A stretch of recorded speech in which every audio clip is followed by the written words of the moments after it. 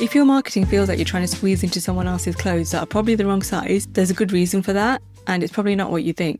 So today we're going to dive into something I see all the time, which is amazing introverts following marketing advice that just wasn't designed for how our brains work, and then beating yourself up when it doesn't feel natural or sustainable. If you're new here, hello and a very warm welcome to Quiet Confidence with myself, Anita Popat. And this podcast is all about helping introverted entrepreneurs market themselves without changing who they are.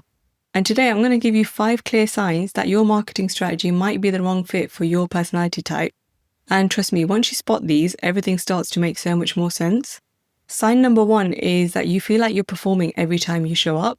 Now, this is a big one because if every post feels like you're putting on a character, or you find yourself thinking, I need to be more energetic, or should I sound more excited about this, then that's your first red flag. I had a client once who told me that she had to give herself a pep talk every time she went to post on LinkedIn. She'd literally stand in front of the mirror and try and psych herself up to be more on, in inverted commas. And that's not marketing, that's acting. Real marketing should feel like having a conversation with someone that you actually want to talk to. And if it feels performative, you're probably following advice that wasn't designed for someone with your personality. Sign number 2 is that you're constantly exhausted by your marketing activities. Now, don't get me wrong, all business activities take some energy, but your marketing shouldn't leave you feeling completely drained every single time. It should energize you and you should feel excited to share it. So if posting on social media feels like you're running a marathon, or if you go to networking events and then you need like 3 days to recover, or if content literally feels like pulling teeth, then that's a sign that you're doing things in a way that works against your natural energy. And I know this feeling personally because a few years ago, I invested in a coach whose entire strategy was built around sending 50 cold DMs a day. Yeah, 50 to complete strangers. I obviously didn't know that was going to be the strategy when I signed up to the course, but I was tempted by all the shiny testimonials, as you do. And it felt horrible because his whole strategy was to spend hours messaging people saying, how's your day going? In a view to turn it into a sales message. And it just felt really icky. It literally went against everything I believed in about building genuine relationships. And surprise, surprise, it didn't work. And I'm not saying don't send DMs. There's a way to do it without spamming people. They came from a call center environment, so they were used to doing that. But it wasn't for me. I tried it for a day or two and then I was like, nah, I'm not doing this. There's a better way to use DMs. Sign number 3 is you're trying to be everywhere at once. So this is the classic extrovert designed advice. You need to be on Instagram, LinkedIn, TikTok, Facebook, Pinterest. Just know. You know by now, as introverts, we do our best work when we go deep into one area rather than spreading ourselves thin. So if you're trying to maintain a presence on 5 different platforms and then feel like you're failing at all of them, that's not a you problem, that's a strategy problem.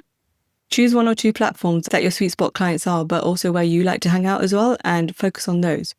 Sign number 4 is that you're measuring success by extrovert metrics. So likes, comments, shares, follower count. These are all good metrics, but they're not the only ones that matter. And for us introverts, they're often not even the most important ones. Because I've worked with clients who've had relatively small followings, but they were consistently booked out because they focused on building deeper relationships with the right people. And I've also seen the other side. I've seen people with thousands of followers struggle to get clients because they were so focused on the vanity metrics. So huge audiences of people who weren't really their ideal clients. So if you're beating yourself up because you're not getting hundreds of likes or comments, you might be measuring the wrong thing. I want you to focus more on the quality of the connections rather than the quantity that you've got. And then sign number 5, the advice you're following assumes that you love being the center of attention. So just go live and speak from the heart, or share your behind the scenes constantly, or be vulnerable and open about everything. This kind of advice makes us introverts want to hide under a blanket. And honestly, that's a completely normal response because I was like that too. But there's plenty of ways to build trust and connection that don't require you to broadcast every detail of your life or feel comfortable being the center of attention. The best marketing strategies for introverts work with our preference for meaningful one-to-one connections rather than trying to command the room. So here's what I want you to do.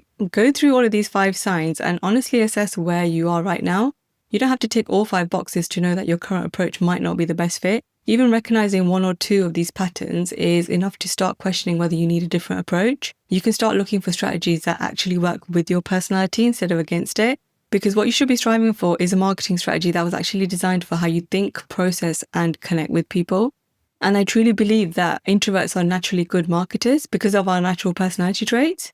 So give yourself permission to stop trying to fit into marketing strategies that weren't made for you and recognize that your thoughtful way of connecting and approaching things has value. And there absolutely is a way to market yourself that feels like coming home instead of putting on a costume. We just need to find out what that looks like.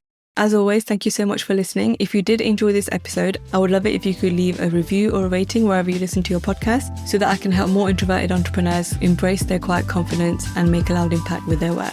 Thank you so much, and I will see you next time.